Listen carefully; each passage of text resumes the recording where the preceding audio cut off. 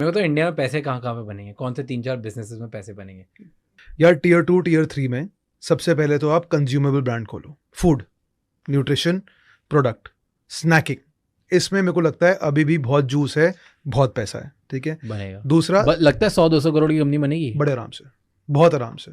यार क्या ही चाहिए आपको 100-200 करोड़ की कंपनी? 100-200 करोड़ सेल या वैल्यूएशन फर्क आ जाता है। बेचने के लिए बैंक में पैसा चाहिए, अब वो वैल्यूएशन में मिले या तो अगर सेल आप पे मिले, मेरे को फर्क अगर नहीं आप पड़ता। 2.5-3 करोड़ रुपए महीने की कंपनी बना देते हो तो आप अज्यूम कर लो कि आपको 100 करोड़ रुपए बैंक में आ जाएंगे, आप 3x कंपनी of किसी ना revenue किसी आपको को लगता है बन जाएगी? बेच दोगे। तो ये एक सिंपल सा फंडा है। मतलब 3 करोड़ रुपए महीने की अगर सेल होती है तो आप 100 करोड़ के आदमी हो। अच्छा, अगर आप 3 करोड़ रुपए महीने की सेल कर रहे हो और आप 2% का भी प्रॉफिट कर रहे हो तो आप कल मेरे पास आ जाना और मुझसे 3x या 2.5x की वैल्यू पे ले लो।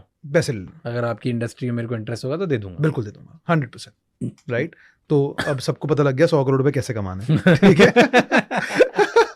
दूसरा, अगेन फूड से रिलेटेड, थोड़ी इंडिया में और 2 से 3 साल में I hope cold chain sort हो जाएगी। उसके बाद आएंगी तोड़ू कंपनीज, तोड़ू लोग। अरोड़ा लेमनेड बिकता है बहुत ज्यादा, अगर आपको पता हो। क्या क्या बोला? 2 कोल्ड चेन इंडिया में 2-3 साल में सॉर्ट हो जानी चाहिए मेरे हिसाब से। Lot of companies are working towards it कि कोल्ड स्टोरेज, राइट। उसके बाद बेवरेज में बिकेगा। इंडिया की सबसे बड़ी प्रॉब्लम बेवरेज में ये है कि सप्लाई चेन सॉर्टेज। उसके बाद बेवरेज में बिकेगा। यार मैं दिल्ली में देख रहा हूँ कंपनियां, अरोड़ा लेमन, वो लेमनेड स्प्राइट का वर्जन बेचती है। पागलों की तरह सेल है यार, अरोड़ा ही नाम से, अरोड़ा के नाम से, अरोड़ा लेमन नाम है उसका ब्रो, एंड लोग पागल हैं।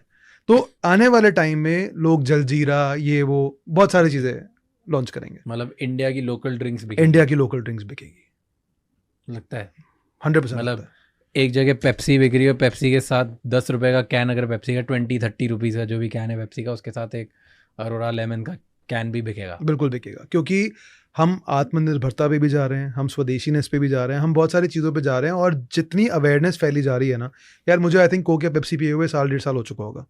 व्हेन आई फाइनली रियलाइज कि नहीं यार, it's not that healthy. And यार तेरा पॉडकास्ट है, इतने लोगों का हम रील्स देखते रहते हैं दिन भर, मेरी रील में तो आता ही रहता है कि ये हेल्दी नहीं है, वो हेल्दी नहीं है, इसलिए मैं तो फूड की बातें कर रहा हूँ। मैं तो बहुत सब हेल्थ कुछ कॉन्शियस हो गया, किलर तरीके से मैं Correct. घुस चुका हूँ। Correct. मैं जीन टेस्टिंग और उसमें फिर मेरी स्लीप कितनी होगी, क्या खाने से मुझे क्या हो रहा है, मैं उतना घुस जा रहा हूँ बिकॉज रील्स की वजह से ये सब हो गया। करेक्ट। तो ये है यार, और लोगों को अवेयरनेस बढ़ती जा रही है। एंड चाहे जितना मर्जी फाइनेंशियली वीक आदमी हो, फाइनेंशियली स्ट्रांग आदमी हो, सबको हेल्थ डे 1 पे प्रायोरिटी चाहिए। तो जहाँ लोगों को समझ आना शुरू हो रहा है और हो जाएगा कि यार इन चीज़ों को खाने पीने से आपके साथ बॉडी में गलत होगा, वहाँ they'll stop. So anyone promoting healthy foods, drinks, F&B will do very, very well in the coming times.